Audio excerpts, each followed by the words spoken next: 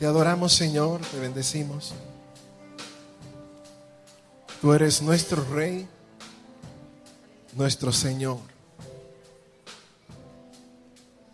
Damos gracias. Tú diste tu vida por nosotros. Y por tu sangre estamos hoy en pie. Te exaltamos a ti, Señor.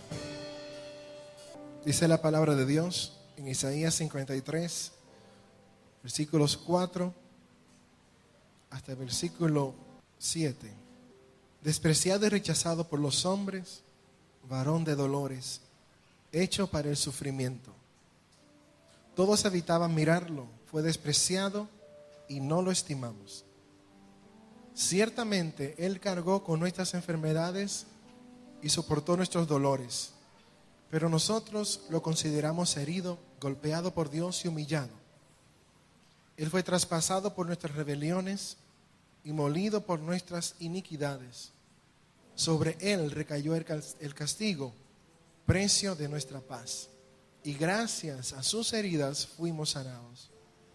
Todos andábamos perdidos como ovejas, cada uno seguía su propio camino, pero el Señor hizo recaer sobre Él la iniquidad de todos nosotros.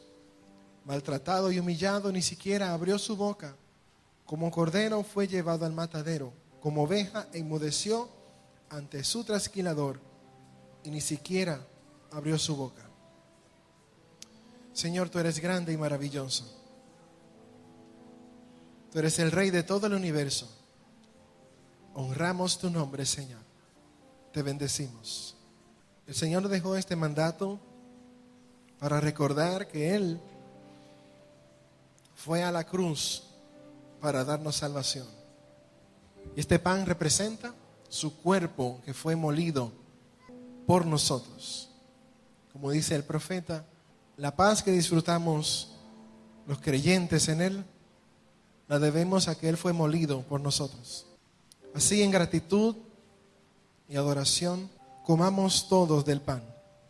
Y la noche que fue entregado, luego de disfrutar de la cena de Pascua, Él tomó la copa y la repartió entre sus discípulos. Y les dijo que esa copa representaba la sangre del nuevo pacto que hacía el Padre Celestial con la humanidad a través de Él. Él derramó su sangre para que pudiésemos estar en pie en esta nueva alianza de paz y de amor. Y así también recordamos no solamente que Él murió en la cruz, sino que resucitó y venció la muerte, y que volverá prontamente, rescatará a su iglesia y establecerá su reino. Con gozo, hermanos, tomemos de la copa. Gracias, Rey. Tú eres nuestro Redentor, nuestro Salvador. Por ti estamos en pie. En ti tenemos la victoria. Tú eres el que perdona nuestros pecados. Lo que somos, te lo debemos a ti. Gracias, Señor. Gracias por hacernos pertenecer a tu familia, la iglesia. Antes estábamos perdidos y sin esperanza, sin seguridad y sin dirección. Andábamos en la ignorancia, haciendo las cosas que considerábamos según nuestro parecer. Pero tú tuviste misericordia de nosotros. Te acordaste de que éramos simples mortales y nos hiciste venir a ti, Señor. Gracias, Padre. Gracias por hacernos conocer la luz y la verdad. Y gracias por seguir transformándonos día tras día para crecer a la estatura de la plenitud de Cristo Jesús. Te bendecimos y te adoramos, Señor. Amén. Vamos a seguir adorando su nombre y dándole gracias a Él por su presencia en medio nuestro. Que nuestra vida, Señor, en todas las cosas que hacemos, puedan resultar en adoración hacia tu nombre grande y poderoso. Tú eres santo, tú eres maravilloso. Estamos ante tu presencia con nuestros hermanos y hermanas, dándote gracias porque tú estás aquí con nosotros. Dale gracias al Señor, hermano, hermana. Dale gracias por tu estar en este lugar. Hemos convocado a la presencia del Señor y Él está con nosotros aquí. Puedes rendirle todo tu corazón a Él y tu adoración. Si tienes problemas o dificultades, puedes poner todo eso en las manos del Señor. Decirle, Padre, tú eres mi esperanza. En ti espero la respuesta. En ti estoy confiado. Gracias, Señor. Gracias, Señor. Dale gracias al Señor por los hermanos y hermanas que están al lado tuyo. Pide al Señor que los bendiga esta mañana, que los llene de su Espíritu Santo, que puedan sentir ese poderoso río de la presencia de Dios en sus vidas. Pide que el Señor los colme con su bendición. Pide que el Señor cubra su vida, su familia, su descendencia. Que el Señor cumpla el propósito soberano de Él en la vida de esos hermanos y hermanas que están al lado de ti. Pídelo con todo su ser. Pídelo creyendo y en confianza de que el Señor haga su obra. Si esa persona tiene alguna situación, pide que el Señor la tome en sus manos, que esa persona pueda tener esperanza segura en Cristo, de que en Él está la victoria, de que el Señor no se ha olvidado de su vida. Gloria a Dios. Ahora dale un abrazo a ese hermano, a esa hermana. Dígale, Dios te bendiga. Aleluya. Gloria a Dios. Bueno, Dios les bendiga a todos, hermanos. Estamos agradecidos de Dios de estar aquí esta mañana. Esta invitación que nos hiciera nuestro pastor Félix. Yo no he tenido tiempo de mirar mucho, pero para los que no sepan, yo soy el pastor Eduardo Burgos de la iglesia Centro Cristiano Bendición de las Caobas. Entonces estamos por aquí hoy. Y esta es como nuestra casa también, ¿verdad? Somos una sola iglesia. Bueno, hemos estado viendo estos temas de la campaña de familia. Y hoy vamos a llegar vamos a decir, a la mitad de la campaña. Hoy vamos a ir concluyendo. Solamente nos van a quedar 3 mensajes a partir de este domingo, de este día. Y estamos muy agradecidos del Señor. Yo espero que usted haya aprendido, porque yo he aprendido muchísimo. Y fíjese que este es el primer mensaje que yo predico de la campaña. Porque allá en la Cova yo no he predicado todavía de este mensaje. Allá lo ha predicado el hermano Andy, que está predicando también hoy. Así que vamos a ver cómo nos sale en esta mañana. Entonces, hasta ahora, en los mensajes que se han estado tocando hasta la semana pasada, hemos estado tocando asuntos sobre el corazón. Y así se ha dividido la campaña, porque el material de donde estamos tomando estos mensajes, así lo trabaja. Primero el corazón, para hablar de las motivaciones y las intenciones en la familia y cómo inducir a la familia a que haga las cosas adecuadamente para la gloria y la honra del Señor. Y hoy vamos a introducir el tema a partir de la cabeza. O sea, vamos a hablar de nuestras creencias y cómo establecer las creencias en la casa y cómo hacer que la casa marche conforme a las creencias correctas. En ese sentido vamos a estar hablando mucho, sobre todo, de establecer los valores en la familia, y nos va a tomar el resto de los mensajes, tanto este mensaje como los siguientes 2 mensajes. Y ahí más o menos vamos a ir. Ahora, algo que hemos visto es que la familia, en el liderazgo que tenemos que ejercer los padres, hablamos de un liderazgo de servicio. Eso es algo que comenzamos desde el principio, en la introducción de todos los mensajes. Y la crianza debe basarse en un acto de servicio. Y todo el ejercicio de liderazgo en la Biblia, que es la fuente de la verdad, el liderazgo siempre es un liderazgo de siervos. Alguien que sirve a los demás. Esa es la posición del líder. Entonces, algunas personas piensan que esa posición o esa manera de abordar el liderazgo es como al revés, como que no debe ser. Porque entonces algunos piensan, ay, se me van a subir arriba si yo soy así. Voy a tener que agradar a todo el mundo. Y eso sería una esclavitud si se viera así. Pero el liderazgo de servicio no es eso. Por ejemplo, Jesús duró unos 3 años y medio con sus discípulos, enseñándoles ese tipo de liderazgo. Si yo le preguntara a usted, ¿usted cree que Jesús anduvo para agradar a todo el mundo? O sea, haciendo lo que la gente quisiera con el fin de agradarle. Eso está loco, ¿verdad que sí? Jesús no hizo eso. Jesús no puso a sus discípulos de mequetrefes para que hicieran lo que los demás quisieran. No.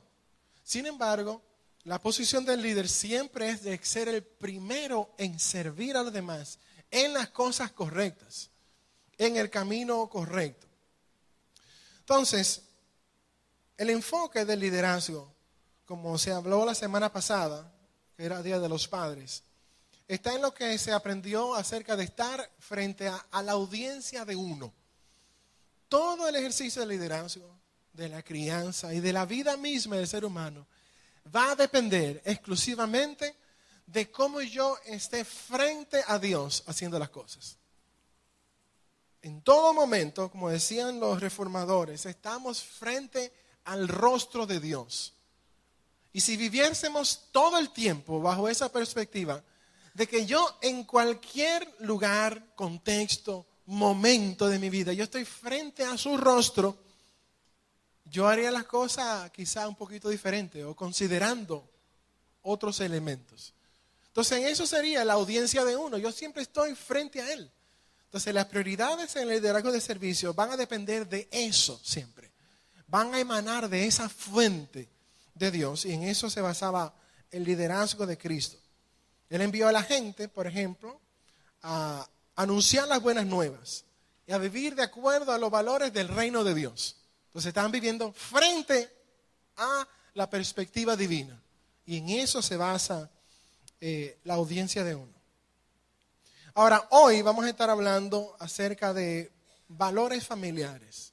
Vamos a introducir ese tema por lo menos. Vamos a ver eso en el sentido de cómo eso aporta visión y dirección a nuestros hogares. Y también las próximas semanas, aunque no voy a ser yo que venga para acá, sino unos predicadores invitados que tenemos, que van a estar conmigo hoy, los mandamos a buscar desde fuera. Ellos van a estar hablando de cómo se implementa esa visión y dirección. Y si seguimos vivos para el tercer domingo y Cristo no ha llegado, lo cual resolvería todos nuestros problemas, que Cristo llegara. Bueno, ya no hay ni que orar, porque ya se acabó todo. Entonces vamos a estar hablando en esta primera parte de la campaña, cómo permanecer en esos valores, cómo estar ahí, seguir, insistir y sembrarlos y verlos florecer. Ya luego en octubre, que estaremos en la segunda parte de la campaña, hablaremos de lo que estaremos tocando en ese momento. Ahora, hablamos de valores familiares como para introducir el tema de nuestras creencias. Hay un principio que es lo que vamos a estar abordando hoy, que dice de la siguiente manera: para guiar como Jesús, hay que descubrir la misión de la familia y cumplirla. Ahí lo tienen en la pantalla. Para guiar como Jesús, hay que descubrir la misión de la familia y cumplirla. Nosotros necesitamos saber hacia dónde vamos, porque si no, nunca vamos a llegar a ningún sitio. Si usted salió y no sabe para dónde quiere llegar, imagínese usted, qué tremendo complicación usted tiene. Entonces, el liderazgo y en la crianza, eso también es igual. Nosotros necesitamos definir hacia dónde es que vamos a llegar. Y esa manera de plantear el liderazgo a nivel general, debemos traerlo al nivel de la familia. Si nuestra familia no se sabe a dónde es que queremos llegar, no hay un rumbo a seguir. Va a ser muy difícil que la gente esté a gusto o apasionado con hacia dónde vamos como nuestra casa. Me voy a contar un poquito al final una pregunta que hice en mi casa esta semana a la luz de este mensaje, para que vea que no es usted solo que está en esto. Y que ese hombre pastor, ahí debe funcionar eso a las 1000 maravillas. Siga creyendo eso. Que le va a ir muy bien así.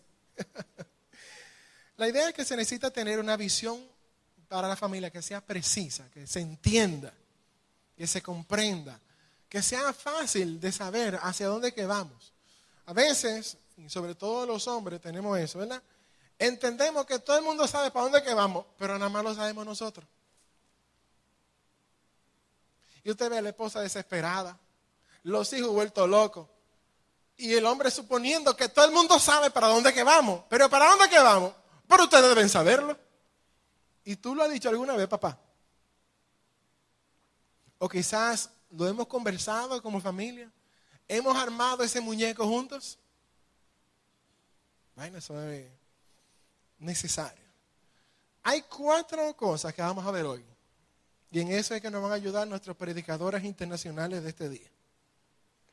4 aspectos que son necesarios para establecer esto, en cuanto a la misión y la visión, sobre todo. Lo primero tiene que ver con el propósito de nuestra familia. Es una pregunta sencilla que debemos de poder responder en la medida que vayamos aprendiendo. No es que la podamos responder de una vez, quizás tengamos ideas diferentes. Pero ¿a qué es que se dedica nuestra familia? ¿Cuál es el llamado de nuestra familia? ¿A qué Dios nos puso? ¿Cuál es el propósito de Dios para con nosotros? Lo segundo sería, ¿cuál es la imagen del futuro de nuestra familia? ¿Cómo será nuestra familia hacia adelante si hoy cumplimos nuestra misión? Todos los que estamos aquí tenemos un resultado de eso. Porque somos ese producto. Estamos siendo el resultado de algo que anteriormente se sembró. Lo que se estamos planteando con esto de esa imagen del futuro, que usted se ilustre dónde usted quiere ver hacia adelante su familia para que hoy comience a hacerlo. Eso sería el segundo elemento. El tercer elemento son los valores, que es lo que va a dar soporte a todo ese caminar en la misión. ¿Qué asuntos defiende nuestra familia? ¿Qué cosas nosotros estamos dispuestos a luchar, a no negociar, a vivirlos, a defenderlos? Y cuarto, en cuanto a las metas, eso nos va a ir dando una manera práctica de cómo vamos avanzando en esa misión, las cosas que vamos cumpliendo en el camino, las cosas que se van logrando. Eso va a ser parte de nuestra historia y eso va a ser parte de nuestros logros como familia. Entonces, todas esas cosas hay que tenerlas más o menos establecidas en nuestra casa. Un principio en esto sería, se lo voy a leer aunque va a salir en la pantalla. Una visión precisa te dice quién eres, o el propósito, a dónde vas, que es la imagen del futuro, y lo que guiará tu viaje, o tus valores. Entonces, una vez que se establece tu visión, puedes crear metas para informar a los miembros de tu familia acerca de lo que deben enfocar en este momento. Entonces, la visión provee ese significado a las metas. Ahora, algo que tiene que quedar claro cuando hablamos de establecer la visión de la familia, no es que la visión es mi visión. Otra vez, el pastor dijo que se debe hacer como yo digo que se debe hacer, porque es mi visión. Y hoy en día vivimos en una sociedad que fomenta el individualismo al extremo. Y cada persona tiene como su propio proyecto. Y aún los cristianos tenemos nuestros proyectos que pueden ser muy independientes del proyecto de Dios. Y queremos que Dios se meta en nuestro proyecto y en nuestra visión, aunque choque con la visión y el proyecto de Él. O sea, cuando hablamos de visión, en términos general y en términos particular para la casa, esa visión tiene que estar necesariamente atada a la visión de Dios. Hay un versículo, lo voy a presentar en 2 versiones, está en Proverbios 29, 18. Y dice, versículo bien conocido, donde no hay visión, el pueblo se extravía. Esa es la versión nueva, versión internacional. Ahora, la Nueva Traducción Viviente, que está ahí mismo, dice, cuando la gente no acepta la dirección divina, eso sería la visión. Y a eso es que nos referimos cuando hablamos de visión. La dirección divina se desenfrena. Yo no sé si a usted le ha pasado, pero a mí sí. Cuando usted anda medio chueco, ¿verdad?, en los asuntos espirituales, ¿qué le pasa a uno? Uno comienza como a medio considerar flaquear, ¿sí o no? ¿O eso es a mí nada más que me pasa? Bueno, a mí me pasa eso. Yo lo siento que usted piense que el pastor, ese hombre es un santo que bajó del cielo. Bueno, ese no soy yo. Cuando yo comienzo como medio a, hoy no voy a estar como, estoy cansado, yo no voy a estar en eso hoy de estar orando mucho. Y dejo un día así. Al otro día, no solamente me levanto un chin más tarde y no estoy en la presencia del Señor, sino que ni siquiera tomé mi Biblia. Bueno, el Señor conoce mi corazón, Él sabe. Y por ahí sigo. Mire, si el Señor no tiene misericordia y hace algo en el camino, uno llega lejos. Porque después uno, mire, está diciendo malas palabras por ahí, chismoseando, qué sé yo, haciendo lo mal hecho en el trabajo. Los hombres tirando unos piropos que no corresponden para un cristiano, ¿verdad? Mirando cosas que no tienen que mirar. Eso no pasa, a mí eso me puede pasar. Entonces cuando uno no acepta la dirección divina, uno se desenfrena. Eso es algo natural. Nosotros necesitamos estar encarrilados en la visión de Dios. Y nuestra familia necesita estar encarrilada en la visión de Dios. Ahora, yo en la caoba estamos haciendo una práctica y hasta ahora más o menos funciona. No es que tenga que funcionar aquí. Pero yo quisiera hacerle una pregunta. No retórica, sino para que el que quiera pueda levantar la mano y pueda responderla. O tratar de responderla. ¿De acuerdo? ¿Se anima? Se anima. No tienen que ser los líderes de la iglesia que respondan, porque siempre la gente está esperando y que hacen una pregunta y de una vez miran y que por un lado, y que ¿dónde está fulano? Ah, mira, ¿y tú no vas a contestar? La pregunta es bien sencilla y con eso vamos a darle paso luego a uno de los predicadores invitados de esta mañana. El asunto es que estamos con la importancia de los valores para nuestra familia. La pregunta que yo tengo es la siguiente. Si usted tuviera que escoger 4 palabras para describir valores en su familia, ¿cuáles serían? Al menos una. Vamos a ver. Valores que usted cree que serían buenos para su familia. ¿Quién se atreve? Vamos a ver, yo no me sé los nombres, así que me disculpan. Vamos aquí delante así. Respeto, amor, con más fuerza. A ver. Honestidad. Esa era la misma, pastor. La misma, profesor. Ahí atrás, compromiso. Fe. Espera. Y los hombres, vamos a ver, que nada más hasta ahora un varón. ¿Quién? ¿No hay hombres que quieran participar? Bueno, pues las mujeres que dominen, entonces vamos aquí. Confianza. Temor. Sí, servicio. ¿Quién más? Integridad. Mire, aquí está buena la cosa. Comunicación. Excelente. Vamos a terminar con ese varón ahí que está vestido de verde. Sabiduría. ¿Cómo? Ok. Lo importante en esto es cómo incorporamos valores a nuestra casa. Que se sepan. Que no estén nada más en nuestra cabeza. Que no supongamos, pero nosotros somos una familia cristiana. No, que podamos establecer cosas prácticas, tangibles. Bueno, eso vamos a estar tratando de trabajar durante esta mañana y los siguientes 2 mensajes próximos. Y muchas gracias a todos los participantes. Aquí hay muchos participantes. Así es allá, ya hay que mandar a la gente, espérate ya, hermana. Y siempre igual allá. Las mujeres participan más que los hombres. No sé qué es lo que está pasando con los varones. Ok, entonces, vamos a comenzar a ver eso por parte. Esos 4 elementos que hemos anunciado. Y voy a pedir al primer predicador de la mañana que venga por aquí. Un hermano internacional, tiene este nombre de gringo, George Gómez. Gloria a Dios. Como cristianos, si vamos a establecer nuestra visión de familia, nuestro modelo debería de ser Jesús. Y Jesús tenía bien claro cuáles eran las causas por las que Él vino a este planeta. y se preocupó, y si estudiamos su vida, por dejarlo bien claro y comunicarlo bien claro a sus discípulos. Vamos a leer un par de pasajes donde podemos ver un ejemplo de esto. El primero será Lucas 4, del 14 al 21. Y dice: Jesús regresó a Galilea en el poder del Espíritu, y se extendió su fama por toda aquella región. Enseñaba en las sinagogas y todos lo admiraban.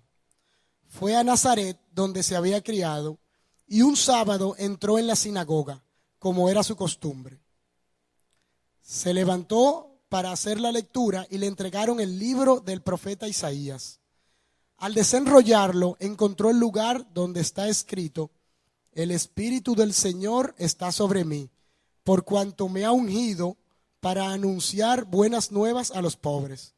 Me ha enviado a proclamar libertad a los cautivos y dar vista a los ciegos, a poner en libertad a los oprimidos, a pregonar el año del favor del Señor. Luego enrolló el libro, se lo devolvió al ayudante y se sentó.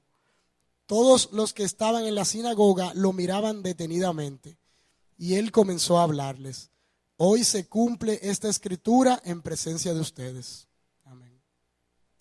El siguiente está en Mateo 9, del 11 al 13.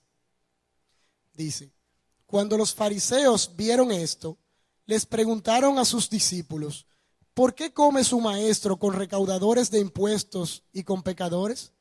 Al oír esto, Jesús les contestó: No son los sanos los que necesitan médicos, sino los enfermos. Pero vayan y aprendan lo que significa: Lo que pido de ustedes es misericordia y no sacrificios, porque no he venido a llamar justos, sino a pecadores. Amén. Una declaración de visión que sea efectiva para nuestra familia tiene que responder a los esfuerzos de nuestros miembros, pero lo más importante, tiene que ser creída y adoptada por todos los miembros de nuestra familia. En mi caso, en la medida en que mi esposa y yo fuimos involucrándonos más y más en la iglesia, nuestros hijos empezaron a cuestionarnos y me preguntaban: ¿y por qué tú te tienes que quedar en el parqueo? ¿Y por qué tantas reuniones? Y como yo, por ejemplo, trabajo con el sistema, a veces tengo que trabajar, venir aquí día de semana y fines de semana, me preguntaban: entonces, Feli es tu jefe. Y una vez uno me dijo: diácono, ¿y cuánto te van a pagar? Porque sucede que para inculcarle una visión a nuestra familia no funciona igual que en una empresa. A raíz de eso, nosotros tuvimos que reunirnos con nuestros niños, con nuestros hijos, y decirles que a partir de ese momento, como parte de nuestra visión, estaba involucrarnos en la obra de Dios y en el servicio. Para mí y para mi esposa es mucho más fácil, porque nosotros sí estamos conscientes de lo que Dios hizo por nosotros. Sí sabemos de dónde Dios nos sacó.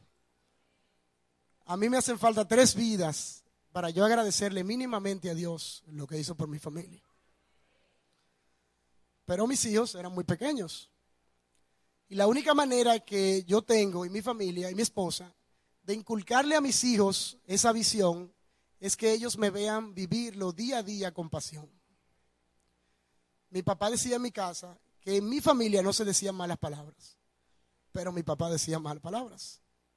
Y como resultado, aún hoy yo lucho con ese tema. Yo escuché una vez un refrán que dice: lo que haces no me deja escuchar lo que dices. La única manera de que nuestros hijos crean y hagan parte de ellos nuestra visión es que día a día nos vean vivirla. Y que con nuestro proceder y con nuestra visión puedan tener una imagen del futuro. Jesús hizo esto. Jesús definió una clara imagen ante sus seguidores de lo que era el futuro. En Mateo 28, del 18 al 20, dice: Jesús se acercó entonces a ellos y les dijo: se me ha dado toda autoridad en el cielo y en la tierra. Por tanto, vayan y hagan discípulos de todas las naciones, bautizándolos en el nombre del Padre y del Hijo y del Espíritu Santo, enseñándoles a obedecer todo lo que les he mandado a ustedes. y les aseguro que estaré con ustedes siempre hasta el fin del mundo. Una visión del futuro, una mirada al futuro no es una meta. Una meta es algo puntual que cuando ocurre será parte del pasado y habrá que buscar una nueva meta. Una mirada al futuro es una visión esperanzada de a dónde queremos llegar a través de nuestra visión y nuestro proceder. Al establecer nuestra visión, todos debemos de hacernos la siguiente pregunta: ¿cómo será el futuro de nuestra familia si las cosas siguen planteadas como están ahora mismo? Dios los bendiga. Dios les bendiga. ¿Están alegres? Me lo han puesto difícil estos dos expositores anteriores. Uno importado desde la caoba y el otro importado desde aquí, por importado. Soberano es nuestro Dios que nos permite compartir estas oportunidades, estos mensajes que nos ayudan a nosotros a estructurar una familia conforme al llamado de Dios y no conforme a lo que nosotros queremos, no conforme a lo que nosotros creemos que debe ser una familia, porque no sé por qué será, donde quiera que nosotros como hombres metemos la mano, automáticamente comienzan a caerse los palitos.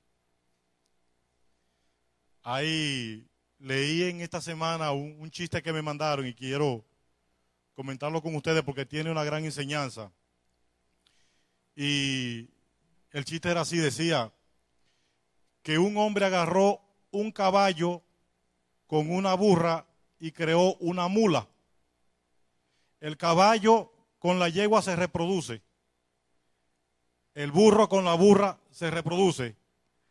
Pero el caballo con la burra crea una mula que no se reproduce. Entonces, el llamado de Dios original a nosotros fue que nos reprodujéramos, pero que nos reprodujéramos con parámetros de vida. Y nos enseñó a hacer eso.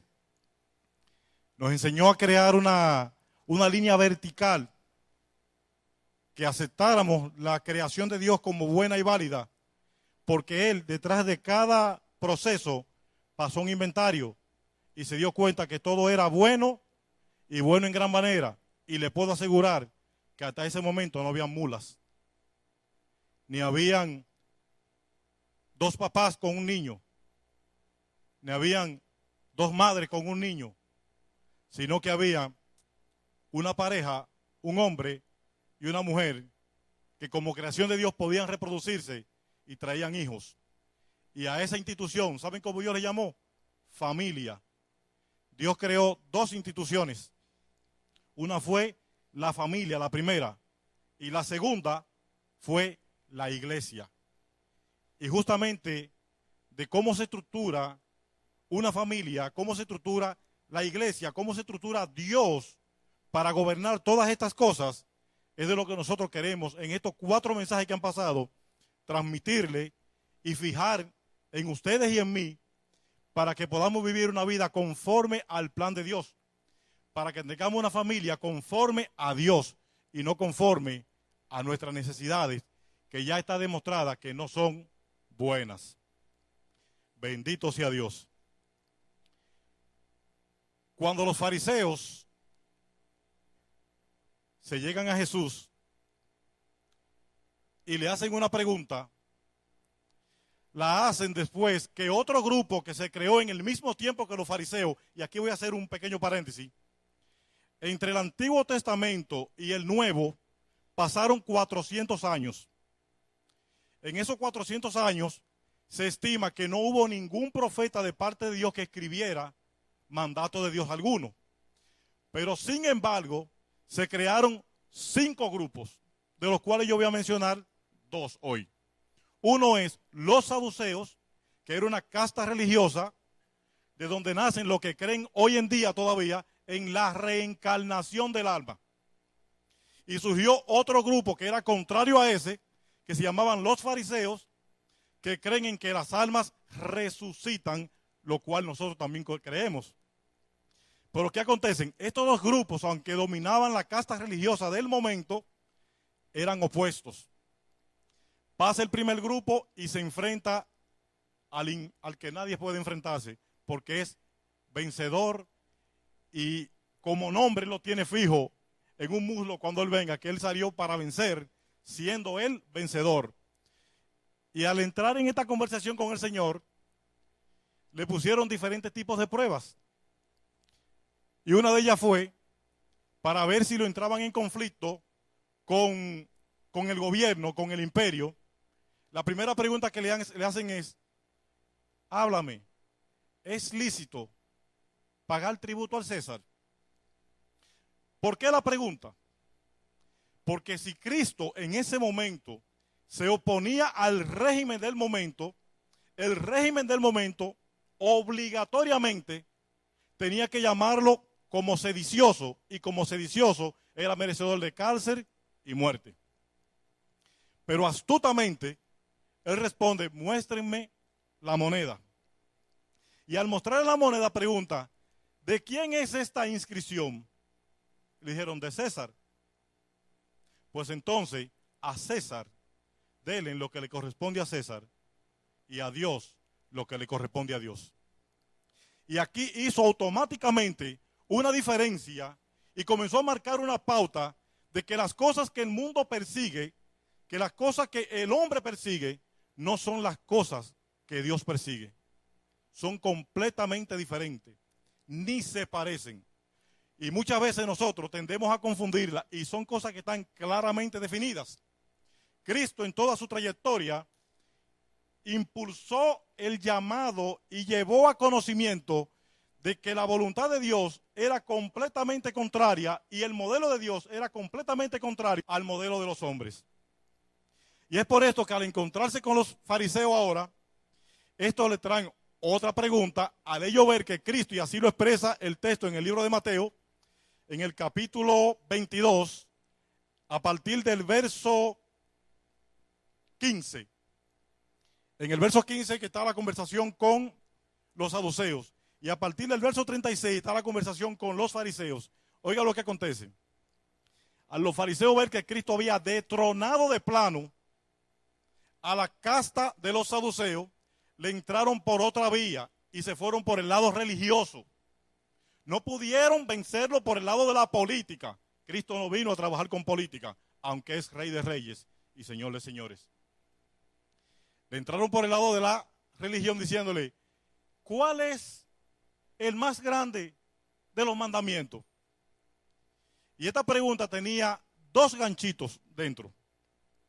El primero era: para el pueblo de Israel era obligatorio conocer ese primer mandamiento. De hecho, en uno de los mensajes del pastor Félix mencionó una palabrita que parecía como un chiste: filatelia.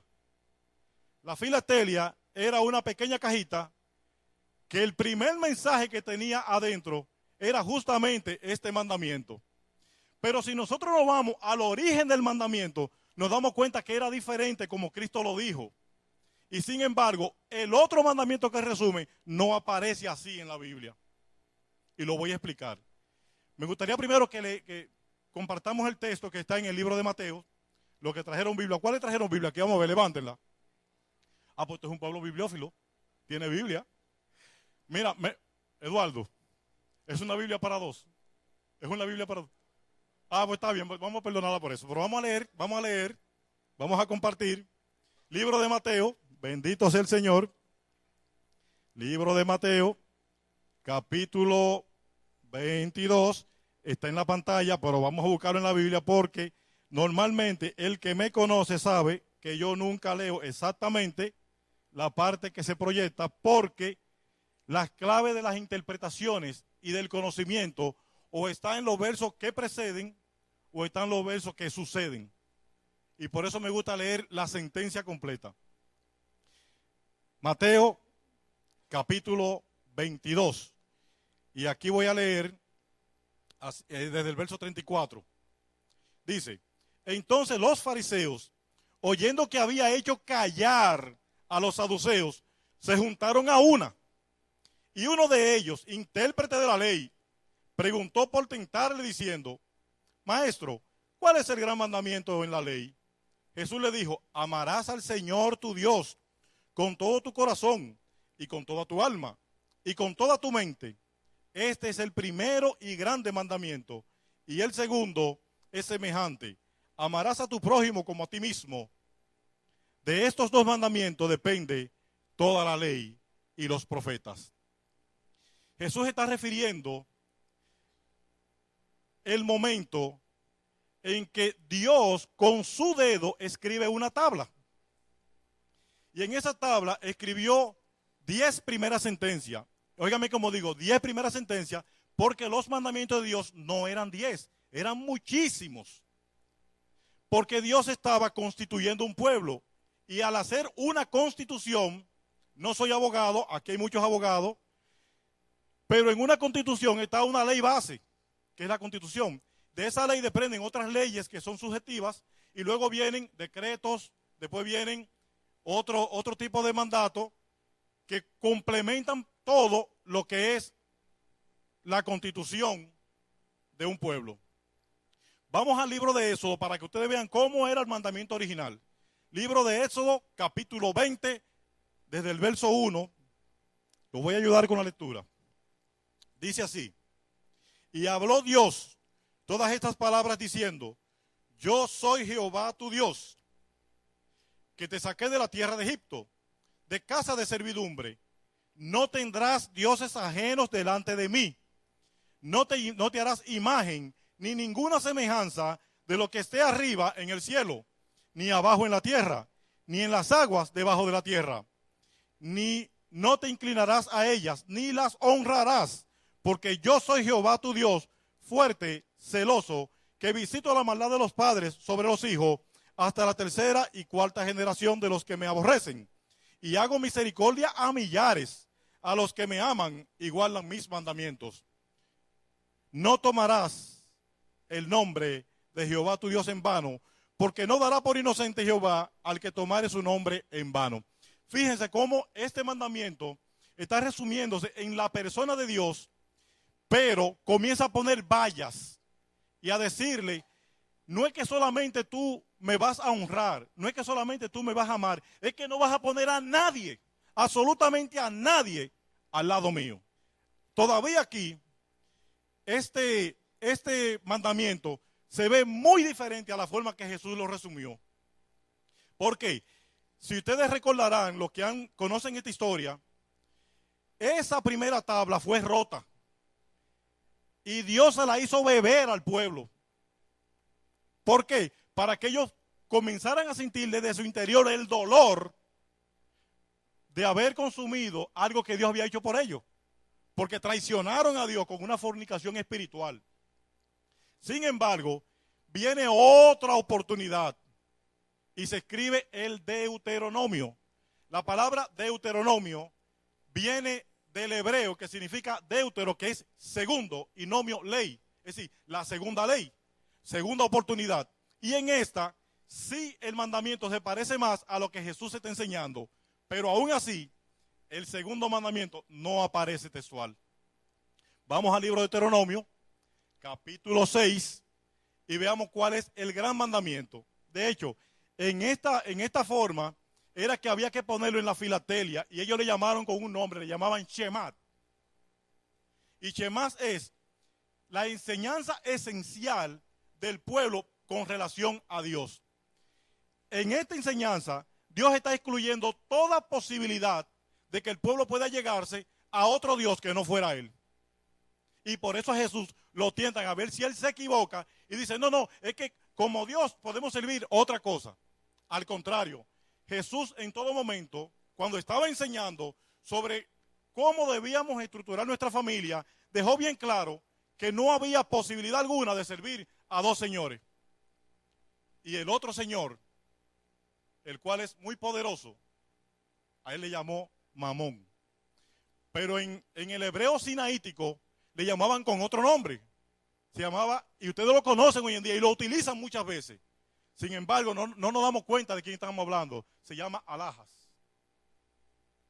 En el hebreo sinaítico, a las riquezas se le llamaba alhajas, y alhajas era un dios. Y le puedo poner un ejemplo.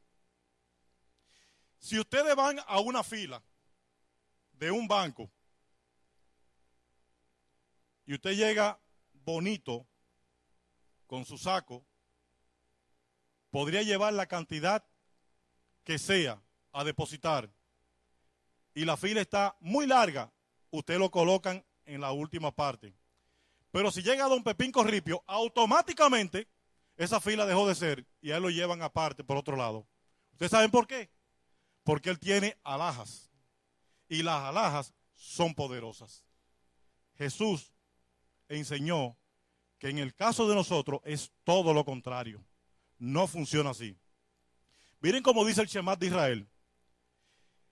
Estos pues son los mandamientos, estatutos y decretos que Jehová vuestro Dios mandó que os enseñase, para que los pongáis por obra en la tierra a la cual pasáis vosotros para tomarla. Para que temas a Jehová tu Dios, guardando todos sus estatutos y sus mandamientos que yo te mando, tú, tu hijo y el hijo de tu hijo, todos los días de tu vida, para que tus días sean prolongados.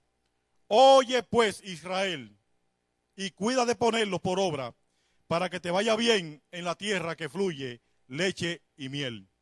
Y os multipliquéis como se ha dicho, como te ha dicho Jehová, el Dios de tus padres. Oye Israel, Jehová nuestro Dios, Jehová uno es, y amarás a Jehová tu Dios de todo tu corazón y de toda tu alma y con todas tus fuerzas. Y estas palabras que yo te mando hoy estarán sobre tu corazón y las repetirás a tus hijos y hablarás de ella cuando estés en casa y andando por el camino y al acostarte y cuando te levantes, y las atarás como una señal en tu mano y estarán como frontales entre tus ojos, y las escribirás en los postes de tu casa y en tus puertas. Miren ustedes cómo Dios le está estableciendo cuál es el camino, cuál es la guianza, cuál es la estructura y cuáles son los valores bajo los cuales nosotros tenemos que fundamentarnos y caminar. Este pueblo pudo haber llegado en pocos días desde Egipto a la tierra prometida. Sin embargo, el mandamiento que Dios dio, que se lo dio a Moisés, cuando fue transmitido, ellos no lo entendieron. Y como no lo entendieron, duraron 40 años dando vueltas.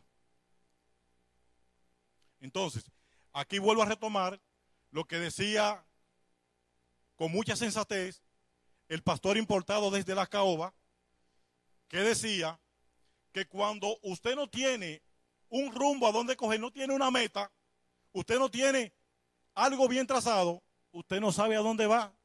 Y como no sabe dónde va, hubo alguien que dijo que cualquier camino te lleva a cualquier lugar. Y si usted quiere llegar a cualquier lugar, entonces no elija ningún camino. Sin embargo, fíjense aquí cómo Dios no trabaja así. Dios comenzó a establecer las pautas, el ritmo, la forma, el lugar, el punto donde debían caminar y hacia dónde debían dirigirse. Y le dejó bien claro, sin mí no es posible hacer nada de esto. Sin mí no hay la mínima posibilidad de que el éxito que ustedes están buscando lo puedan asegurar. Bendito sea el Señor. Cristo, Dios en esencia, hombre 100%, habíamos dicho en mensajes anteriores que se había dedicado toda su vida a enseñar que ante cualquier evento, Dios es único y primero. Y que teníamos que tener esa audiencia de uno. Y que Él era el troncal del cual nosotros debíamos depender en todo tiempo. Porque sin Él, Él mismo lo dijo, nada podemos hacer. Nada podemos lograr.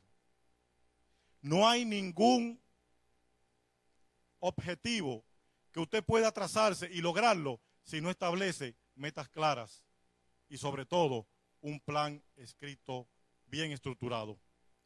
Dios nos ha llamado a nosotros a vivir una vida recta y a vivir en el plan de Dios y no en el plan de los hombres. ¿Por qué? Porque el plan de los hombres es cambiante. Sin embargo, el plan de Dios es eterno.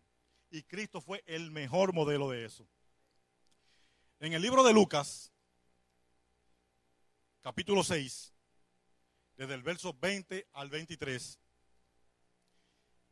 Cristo está estableciendo la forma diferente de cómo nosotros debemos planificar nuestra vida y la vida de nuestra familia, que depende de nosotros. Cuando Dios instituyó la familia, puso al hombre como cabeza de la familia y a la mujer como su ayuda idónea, como el complemento perfecto para que la obra de Dios se llevara a cabo. Oigan este mandamiento. En hebreo él utilizó la palabra enshit. Enshit significa llenar la tierra. Pero al hombre y a la mujer le dio nombres parecidos. Y qué coincidencia, o mejor dicho, diosidencia, que el nombre que le dio al varón es la raíz del nombre de Jesús. Él le llamó Ish al hombre y a la hembra le puso Isha. El nombre de Jesús en el hebreo original es Yeshua y comienza con ISH, que es la raíz de el varón. Y por eso Cristo vino a ser el postrer Adán. Y Dios le dio planes específicos a Adán. Y de la misma manera que Adán comenzó a ejecutar ese plan bien hecho hasta que vino la intromisión del maligno y todo ese plan se desmoronó, vino Cristo y lo restauró todas las cosas, haciendo las cosas como debían ser. Y es por esto que aquí él comienza a trazar pautas. Miren lo que dice el libro de Lucas. Dice, a partir del verso 20. Él entonces dirigió la mirada a sus discípulos y dijo: dichosos ustedes los pobres, porque el reino de los cielos les pertenece. Dichosos ustedes que ahora pasan hambre, porque serán saciados. Dichosos ustedes que lloran, que ahora lloran, porque luego habrán de reír. Dichosos ustedes cuando los odien, cuando los discriminen, los insulten y los desprestigien por causa del Hijo del Hombre. Alégrense en aquel día y salten de gozo. Pues miren que les espera una gran recompensa en los cielos. Dense cuenta de que los antepasados de esta gente mataron así a los profetas. En el libro de Mateo, que aparece este mismo texto, me gusta cómo concluye, que dice: alégrense y gócense cuando digan todas esas clases de cosas contra ustedes. Una palabrita clave, Eduardo: mintiendo. Porque si lo están diciendo con razón, entonces prepárese, que su tablazo le llega. Tenemos que estar siempre prestos para que cuando digan toda esa clase de cosas contra nosotros sea mintiendo. ¿Por qué? Porque mientras sea mintiendo, nuestro galardón en los cielos está asegurado. Bendito sea Dios. Una visión, una misión, un conjunto de valores, unas metas.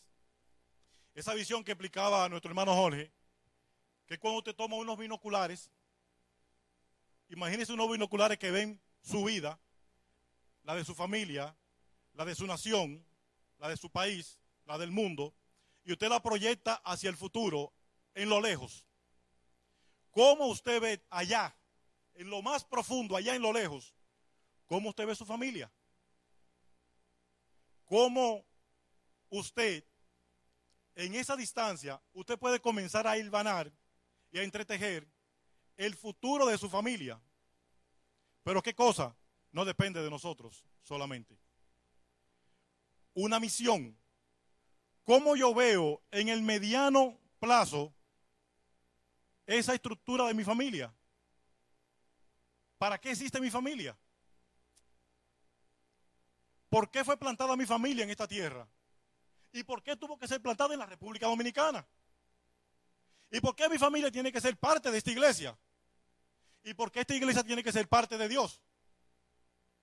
Esas son de las preguntas que ahorita el pastor Eduardo refería, para que quizás no buscando una respuesta verbal de ustedes, sino buscando una forma de meditación para que comencemos a ver cómo está ahora mi familia y cómo yo quiero que esté en los próximos 10, 15, 20 años si Cristo no ha venido antes. La estrategia, y aquí tengo que hacer otro paréntesis, en los niveles organizacionales hay 3 niveles básicos. El primero es el nivel estratégico. Y esto, que César es un maestro en eso. Sí, César.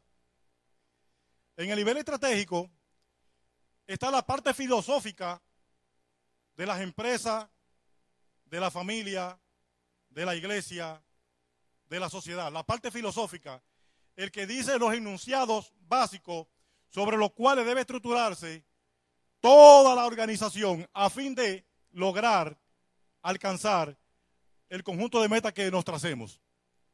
El lugar intermedio, y he escuchado mucha gente diciendo, no, que eso es una estrategia, cuando está en el nivel medio. En el nivel medio existen las tácticas.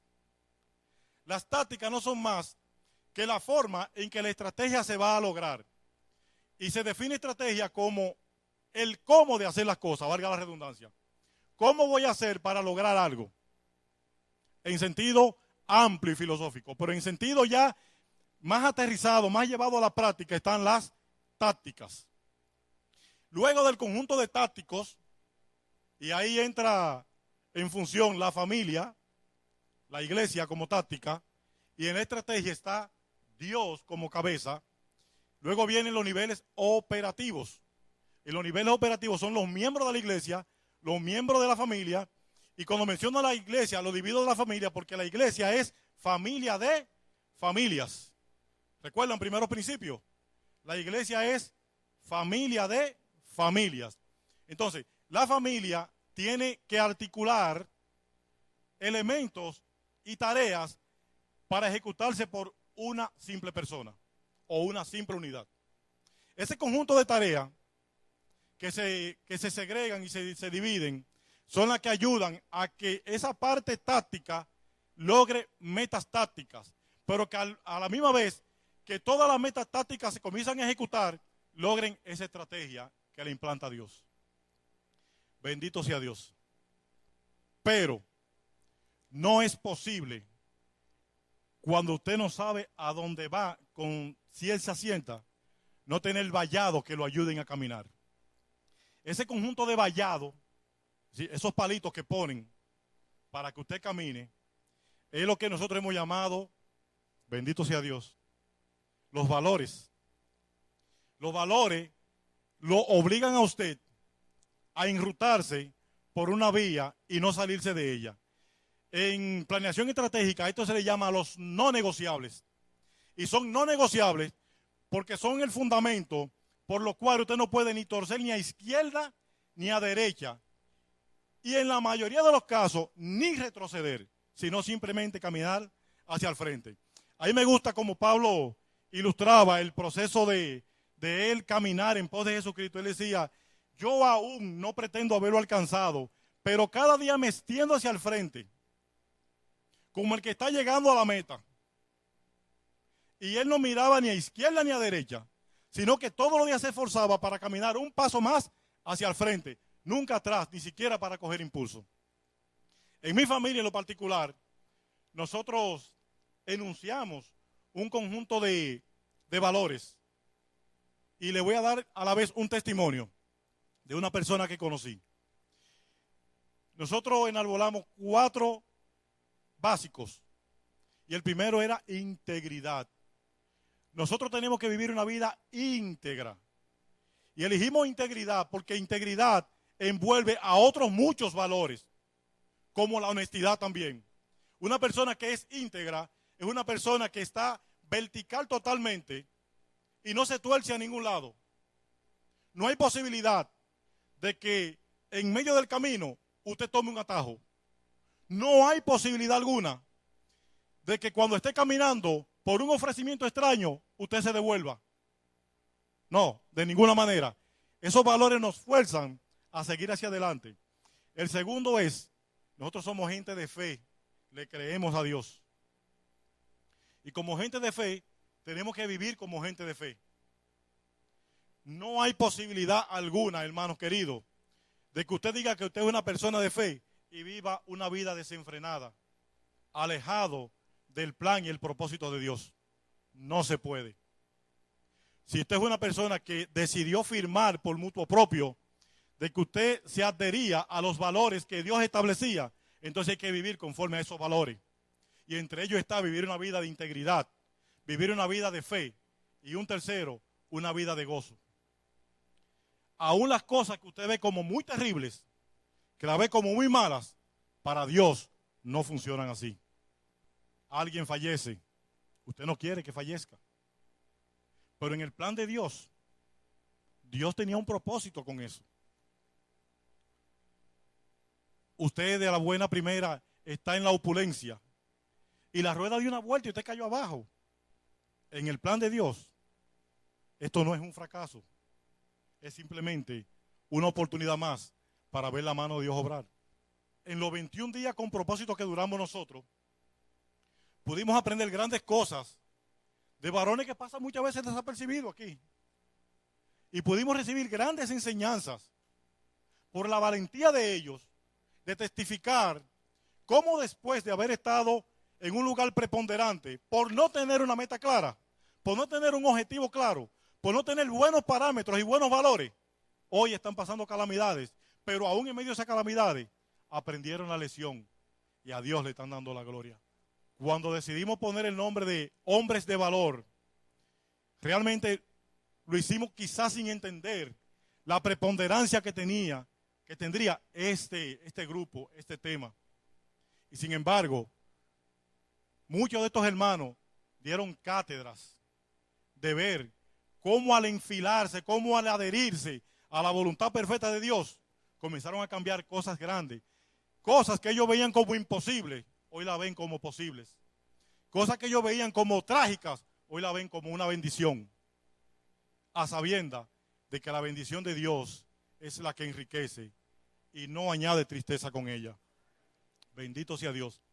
Cristo en esos enunciados, que no varió en ningún momento su plan, ni antes de morir, ni después de muerto y resucitado, ni después que se fue al cielo. Tenemos la enseñanza que leímos en el libro de Mateo, en el capítulo 22, donde Jesús, antes de morir, está comisionando a su pueblo. Muere, resucita y vuelve otra vez con el mismo tema, a volver a comisionar a su pueblo. Al principio le dice que no vayan a algunos terrenos, que no vayan a algunas zonas, sino que se queden exclusivamente a las ovejas perdidas de Israel. Es decir, quédense en Israel, quédense en Jerusalén, no salgan de aquí. Pero luego que Él resucita, le abre el camino nuevamente en el libro de Mateo, en el capítulo 28, donde leyó nuestro hermano Jorge, y le dicen ahora es a las naciones. Ya no solamente es Jerusalén, es a las naciones. Pero le tengo una noticia.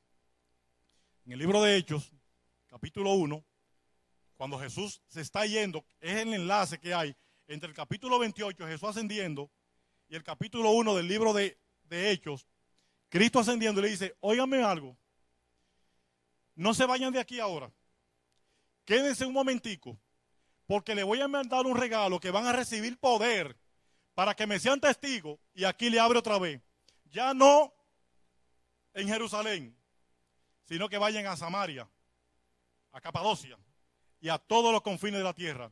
Y le está estableciendo el plan que Él quiere que sigan. Y aún Él se va, comienza a instruir a los apóstoles, y en el mensaje de los apóstoles le dicen, vaya y hagan discípulos a las naciones, bautizándolo en el nombre del Padre, del Hijo y del Espíritu Santo, enseñándole que guarden todas las cosas conforme yo se las he enseñado. Alabado sea Jesucristo. Cristo es sabio.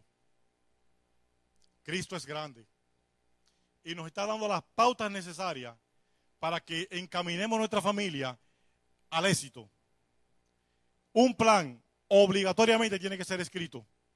No hay forma de que usted pueda decir, tengo un buen plan, y ese plan está en su cabeza.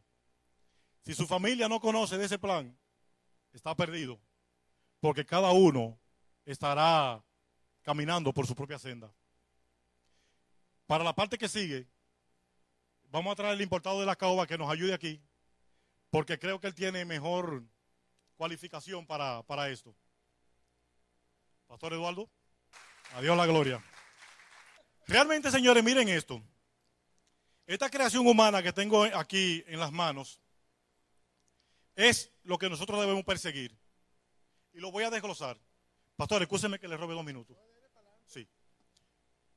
Todos saben lo que es una sombrilla y saben su construcción. Tiene un palote central, ¿verdad? De donde se sujetan todas las cosas. Imagínense ustedes que yo quito este palote. ¿La puedo utilizar como sombrilla? ¿Verdad que no? Sería un poco incómoda. Pero del palote central salen unas barras. ¿Lo pueden ver? Esas barras sostienen una tela. La tela, las barras, están unidas al palote central a través de el principito que hay aquí arriba.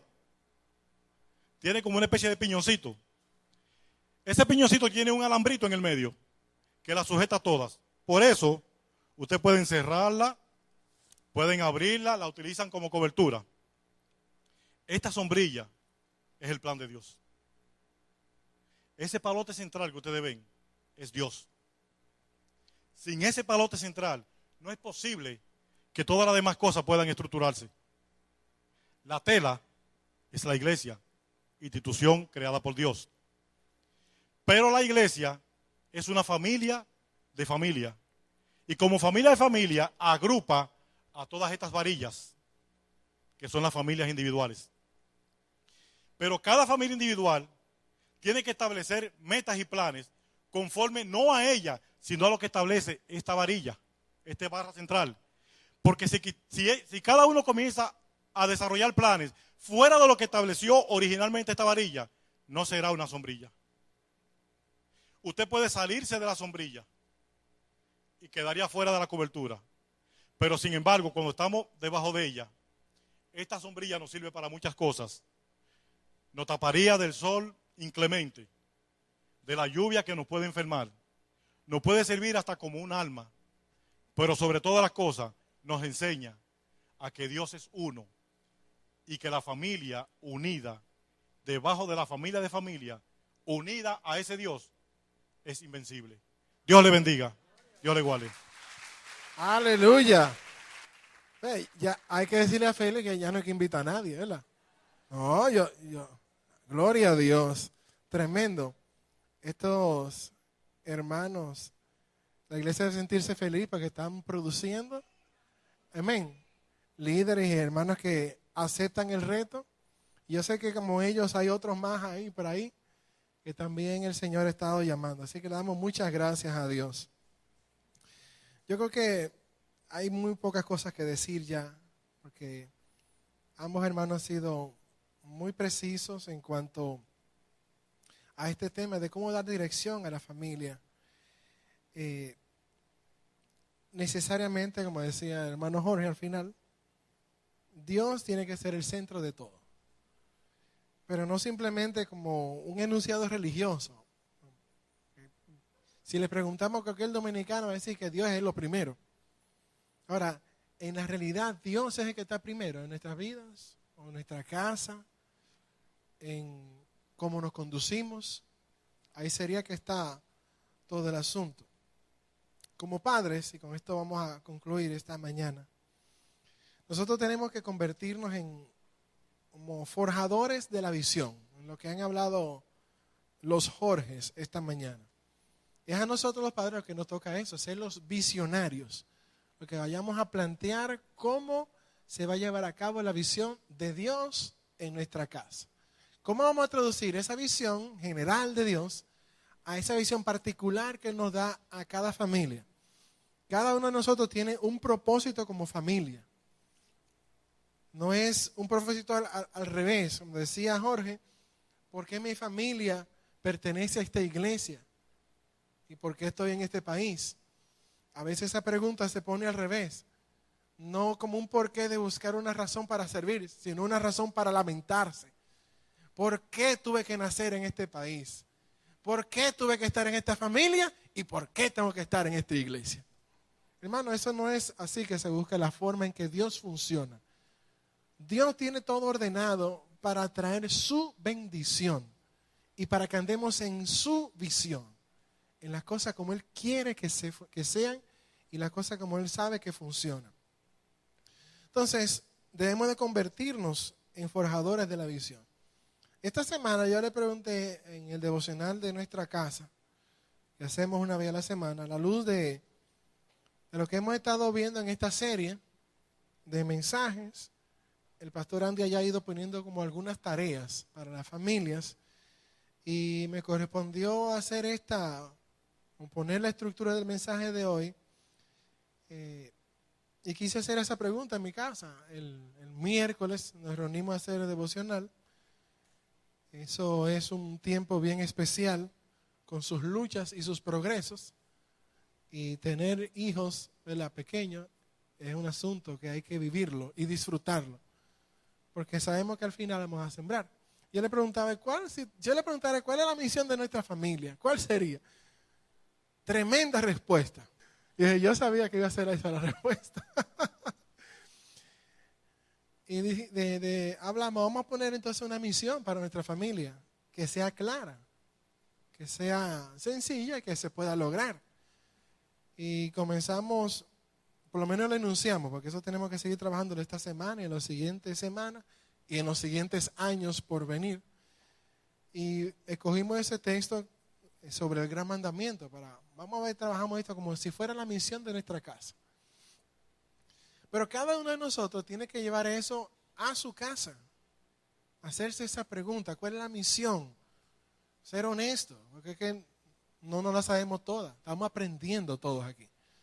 Y llevar esa pregunta, esa cuestionante, ¿hacia dónde nosotros vamos como familia?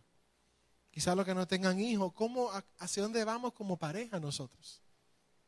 ¿Cuál es el propósito? ¿Por qué Dios nos unió? ¿Por qué estamos formando parte de esta familia de familia? ¿Qué papel yo juego dentro de todo ese engranaje en el que Dios trabaja su visión en la historia que Él va desarrollando? Esas son cosas que nosotros como padres debemos que llevar a cabo. Un pensamiento muy importante que dicen los hermanos que trabajan mucho el tema de la dirección de los hijos es este: si dejan que los hijos vayan sueltos sin dirección o guía, van a perder el rumbo. La unidad familiar se fracturará, pues cada quien irá en la dirección que le parezca mejor. Las directrices son fronteras que canalizan la energía en una cierta dirección. Es como un río. Si se le quitan las márgenes, ya no será un río, sino un gran charco sin dirección ni movimiento. Lo que mantiene al río fluyendo son sus márgenes, sus fronteras. Entonces tenemos que establecer la dirección de Dios. Entonces debemos de convertirnos en nosotros en visionarios para nuestra familia. Pero para eso nosotros tenemos que tener primero esa visión de Dios en nuestras vidas. No es posible que nosotros podamos cumplir el plan de Dios a nivel de la familia si como cabeza de la familia, los padres, nosotros no estamos ordenados con Dios primeramente. Y ahí empieza todo. Podemos tener toda la sabiduría que nos aportan los libros, la instrucción, los mensajes, los estudios bíblicos y todo eso. Pero si Dios no está ocupando el centro, el primer lugar en nuestras vidas, no vamos a poder transmitir la visión a la casa. Y ahí está el asunto de los padres, de cómo convertirse en visionarios. Usted no tiene que ser un doctor en terapia familiar, no tiene que saberse la Biblia completa de memoria. Ahora usted tiene que tener a Dios como la persona más importante en su vida. Y Él va a ser entonces, en la medida que usted se disponga, el que le ayude a establecer las metas para su casa, la visión que van a recorrer, hacia dónde usted quiere llegar en su familia y cómo su familia cumple el plan de Dios a través de la iglesia local. Entonces hay algunas preguntas que nos podemos hacer. Y le pido que si está con su pareja o con sus hijos, se tomen de la mano. En este momento puedan pensar en estas preguntas con las cuales terminamos. Primero es si has trabajado alguna visión para tu familia. Y si tú has hecho algo así, la siguiente pregunta sería si tú estás viviendo de acuerdo a esa visión. Y si la respuesta con honestidad es no, entonces, ¿cuál tú quieres que sea la visión para tu familia? ¿En qué cosas está involucrada tu familia actualmente? ¿Cuál es el propósito por el cual tú estás viviendo? ¿Qué valores tú estás llevando a tu familia? Decía el hermano Jorge que decía a su papá: en mi casa no se dice mala palabra. Y era el hombre que decía las malas palabras. Aquí somos una familia cristiana, pero tus hijos no te ven leyendo la Biblia. No te encuentran orando algún día por ahí. No te encuentran inspirando a los demás en el caminar de Dios. Entonces, ¿cómo tú quieres que se siembren los valores de Cristo en la casa? No quieres que tus hijos se guíen por el materialismo. Sin embargo, lo que se plantea en la casa es la codicia, alcanzar logros materiales solamente por encima de todo. Entonces, los valores tienen que estar realizables en base a lo que tú, como papá y mamá, lo viven en la casa. ¿Qué metas tenemos como familia? ¿Y qué se necesita para cumplir esas metas? Con todo esto, como decía el Señor Jesús en el resumen de toda la ley, lo primero que tenemos que hacer es amar a Dios por encima de todo, con todo nuestro corazón, con toda nuestra alma, con todas nuestras fuerzas. Y vivir eso de la otra forma, en el segundo mandamiento: amar a nuestro prójimo como a nosotros mismos. Yo le quisiera pedir que puedan cerrar sus ojos y vamos a orar y darle gracias al Señor por esta mañana tan especial en la que hemos podido compartir cada uno. Lo que el Espíritu Santo quiere de nosotros es que seamos honestos. Que seamos honestos en cuanto a en dónde estamos hoy como personas, y en ese sentido, cómo como personas encajamos en nuestra familia, o qué influencia le estamos dando a nuestra familia para que cumpla el propósito para el cual ha sido llamado.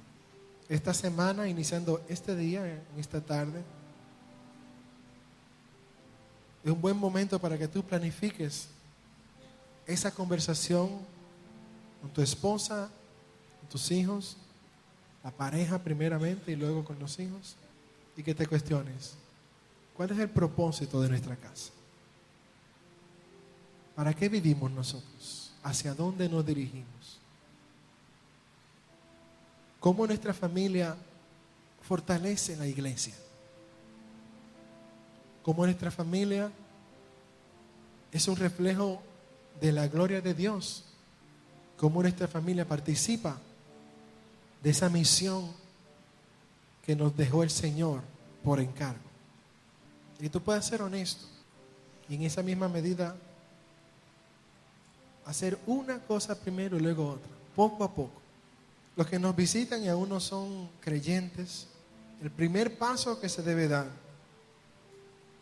es conocer a Dios. Y si tú estás aquí esta tarde, es porque Dios está interesado en que tú le entregues tu vida. No hay otra razón por la cual Dios te trajo aquí, sino para que tú puedas conocerle. Y para eso tú tienes que ser honesto también. El Señor es el soberano y no hay nada oculto delante de Él. Y así mismo tú no puedes ocultarte. Dios te ha estado llamando hace mucho tiempo. Ha puesto muchas personas a lo largo del camino diciéndote la misma cosa: entrégate a Dios, dale tu vida al Señor. Lo has escuchado, lo has visto escrito, amigos te lo han dicho, y hoy llega el momento en que tú tengas que decidir y decirle al Señor: sí, me entrego a ti, te entrego todo lo que soy, perdona mis pecados, te reconozco como el Señor y Salvador de mi vida. Si tú quieres hacer eso esta mañana, haz esta oración conmigo. Di estas palabras al Señor: Señor, muchas gracias. Puedo comprender que tú me estás llamando. Yo te entrego mi vida esta tarde. Me arrepiento de mis pecados, de haber vivido apartado de ti, haciendo cosas que no te agradan, las cuales tú conoces. Gracias por hacerme entender que mi mayor necesidad eres tú. Te rindo mi vida esta mañana. Te entrego todo mi ser a ti. Hazme una nueva persona. Que yo pueda, Señor, servirte. Transfórmame, Señor. Cámbiame. Te doy gracias. Hoy declaro a Cristo como el Señor y Salvador de mi vida, como el dueño de todo mi ser. Muchas gracias, Señor. Gracias. En cada asiento hay unas tarjetas que quisiera que pudiera llenar cada uno de los que están presentes. Y si tú has decidido entregarle tu vida a Cristo, que nos los hagas saber, para así poder ayudarte en tu caminar en el Señor. Podemos darle gracias al Señor con una alabanza. Voy a pedir que si pueda se ponga de pie y cantemos junto al grupo esta canción para adorar el nombre del Señor.